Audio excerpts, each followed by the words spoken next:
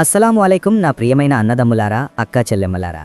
కర్ణాటకలోని మ్యాంగళూరు సీసీబీ పోలీసులు 9 సంవత్సరాలుగా పరారీలో ఉన్న సఫ్వాన్ హుసేన్ 42ను రాయచోటిలో అరెస్టు చేశారు. అతడు ఉమ్మర్ మహమ్మద్ నాసిర్ అనే తప్పుడు పేరుతో రోడ్డు పక్కన క్యాంటీన్ నడుపుతున్నట్లు తెలిసింది. అతనిపై మొత్తం 31 కేసులు నమోదయ్యాయి. మర్డర్, 2013 దెరలకట్టే మెడికల్ విద్యార్థిని గ్యాంగ్రేప్ కేసు, ఎక్స్టార్షన్, దోపిడీ వంటి తీవ్రమైన ఆరోపణలు ఉన్నాయి. ఫిబ్రవరి 18, 2026 ప్రాంతంలో ఈ అరెస్టు జరిగింది. అనంతరం అతడిని ముల్కీ పోలీసులకు అప్పగించారు.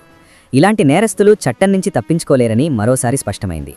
అంతర్రాష్ట్ర దొంగల ముఠాను ఫిబ్రవరి 16 ప్రాంతంలో అరెస్టు చేసి 1.50 కోట్లు స్వాధీనం చేశారు.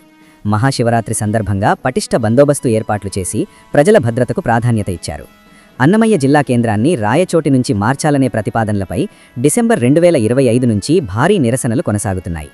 మంత్రి మండిపల్లి రాంప్రసాద్ రెడ్డి కేబినెట్ సమావేశంలో భావోద్వేగంతో కన్నీళ్లు పెట్టుకున్నారు. సీఎం జిల్లా అభివృద్ధికి హామీ ఇచ్చారు. జనవరి 2026లో కొన్ని రిలీఫ్లు అంటే రిజిస్ట్రేషన్ విలువలు సరిచేయడం వంటి చర్యలు తీసుకున్నారు. అయితే పూర్తి నిర్ణయం ఇంకా స్పష్టంగా లేదు. ఈ అంశంపై హైకోర్టులో కేసులు కూడా కొనసాగుతున్నాయి.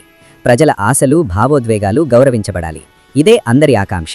రాయచోటి ప్రభుత్వ ఆసుపత్రి నుంచి 104 వాహనాలు మాయమయ్యాయన్న నివేదికలు వెలుగులోకి వచ్చాయి.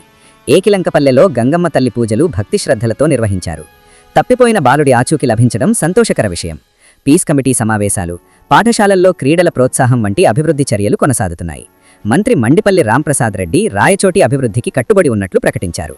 స్నేహితులారా, మన ప్రాంతంలో జరుగుతున్న ప్రతి సంఘటన మనందరినీ ప్రభావితం చేస్తుంది.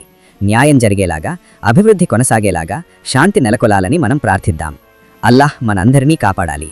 వస్సలాము అలైకుం వరహ్మతుల్లాహి వబరకాతుహు.